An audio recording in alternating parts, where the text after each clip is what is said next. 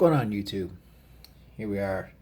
Another lovely week in the gaming industry, and of course, nothing new to report besides this is the same old, same old. So, Sony has been getting a lot of the backlash because of the ending of physical discs. And, you know, I don't know what they were thinking by just coming out and saying that they're just going to no longer create physical discs. From what I could see, it was already kind of trending that way for them to begin with. Most people are buying digital games versus physical, but there still is a physical collection out there. And you got people that like to have something tangible in their hands, whether it be the full game or, in many cases, a CD key where you still have to download the game anyway.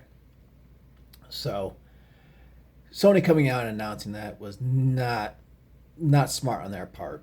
I think it's just it's just based on their greed.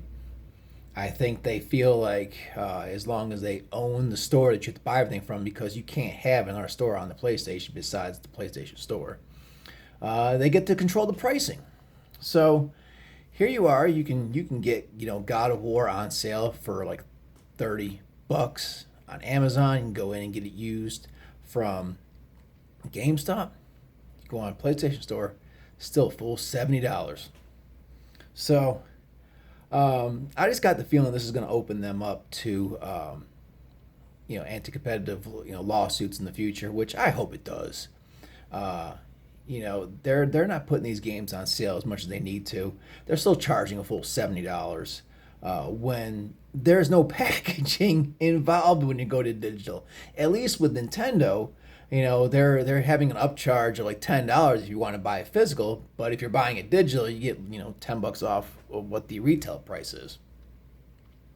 At least they're attacking it a little bit more intelligently, and may not, I think they can go even lower. I think as far as it's concerned, because you have the packaging, you have the shipping cost, and then you have the retailers that are going to take their cut of it. I think they can go even lower than just $10, but I digress.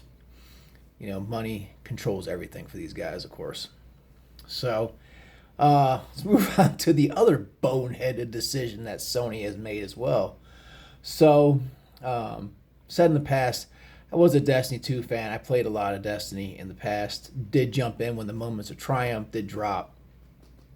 But Sony and Bungie decided to double down on Marathon and continue that game on. Now, it's currently Wednesday, July 22nd, sitting here at about, 1 o'clock in the afternoon.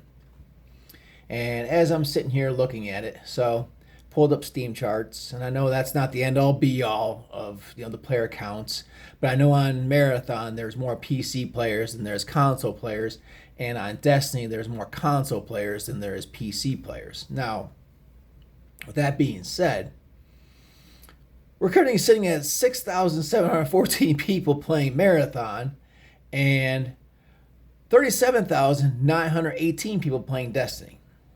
Now, even if you go back to the low point before the Moment of Triumph came out, you're still dealing with average players of 10,000. I don't know how Sony looked at this and said, hey, we're going to double down on the game that nobody wants to play. And the game that people have and can come back to, which Moment of Triumph does show, there is an appetite out there for Destiny content. Nah, we're just going to go ahead and end Destiny.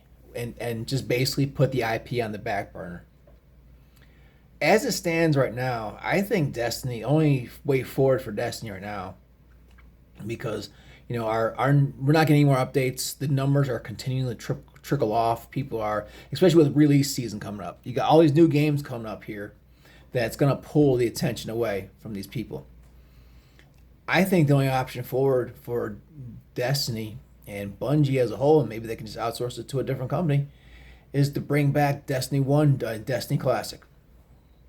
Reignite the passion for the game, because Destiny was on the PlayStation 4, Xbox One, even the Xbox 360 and PS3.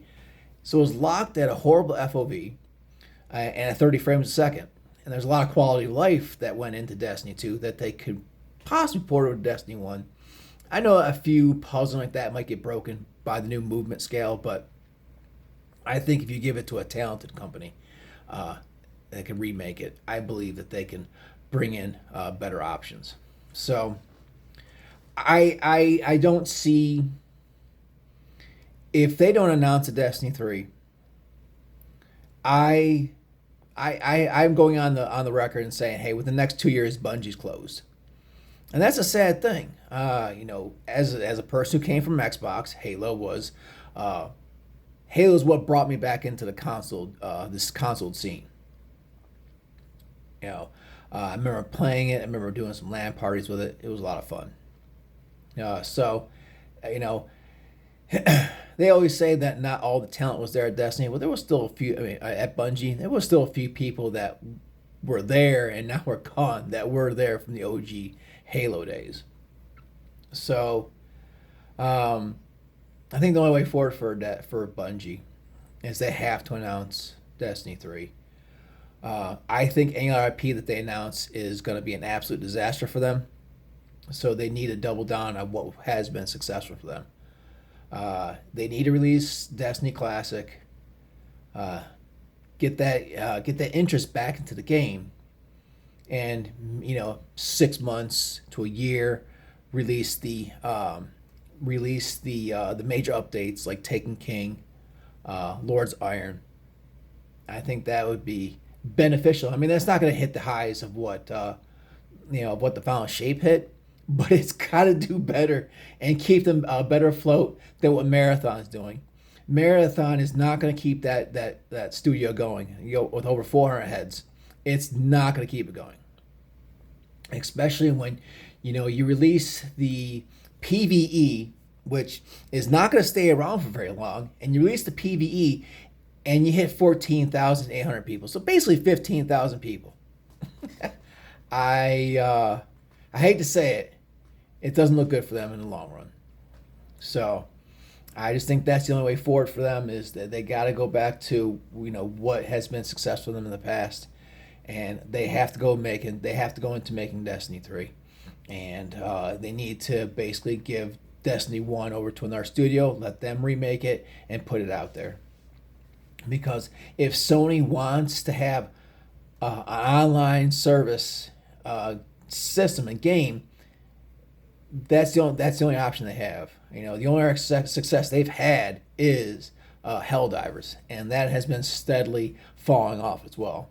I still enjoy it. It's still a good game for me. I still love to get in there, but without having anything to fight towards, it's only a matter of time before it's decides to go the wayside as well, and it'll be sitting down in these numbers, whether it be 20,000, 30,000 people, and that's it. So get to it, Destiny, or get to it, Bungie. It's time to make Destiny 3. It's time to double down on the franchise that that allowed you to get purchased by Sony for a stupid $3.4 billion or anything like that. So, but that's enough ranting on Sony and Bungie.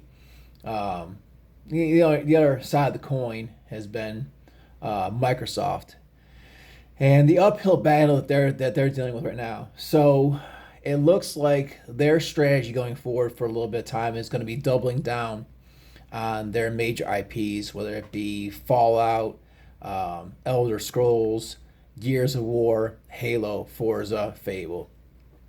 So they're going to start really concentrating in those areas and not really developing or taking risks on new IPs.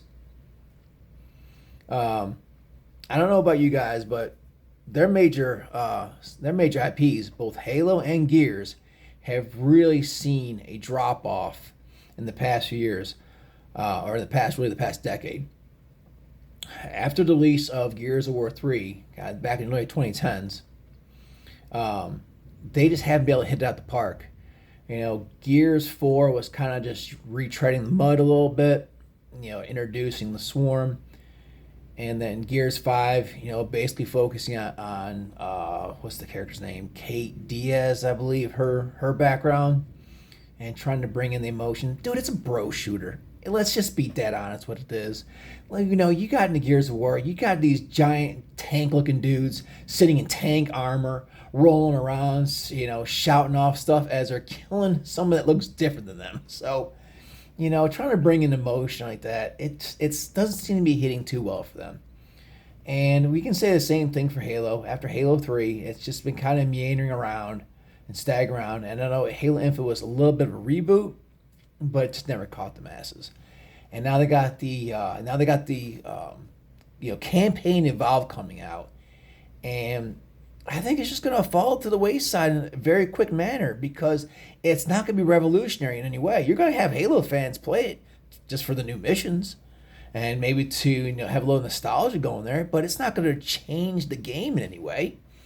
There's no multiplayer to it, so there's going to be no longevity to the game. I got the feeling the sales is going to be awful on it, and many people that want to play it will either wait for it to go on sale, or they may try out the Game Pass just to play it for the week, and then that's it. So, I don't envy Asha. She has an uphill battle to deal with. Still, really don't like the way everything had to roll out. Your Microsoft is over like what, a $2 trillion cap company, and they're having to cut people and lay people off while their CEOs are walking out the back door with millions upon millions of dollars of bonuses and salary and stock options. So, not a fan for that. Though they could take a pay cut. Trust me, they're still going to live in their mansions and everything like that. So, but that's enough of me sitting on my soapbox for the day, and I think that's going to do it. So, once again, if you come across my video, I'm trying to be a little more regular. I missed a week last week, but trying to get into this, trying to get the motion of doing something, just talking about a little bit about the news, and just as a fan of gaming, just giving my opinion. I know I'm just kind of shouting into the void, but at least someone shouting, and I hope that anyone else joins me in shouting. As I said, maybe no one's gonna hear us, but hey, at least it relieves the stress a little bit. But that's gonna do it for me. Take care, YouTube. We'll talk to you soon. Bye.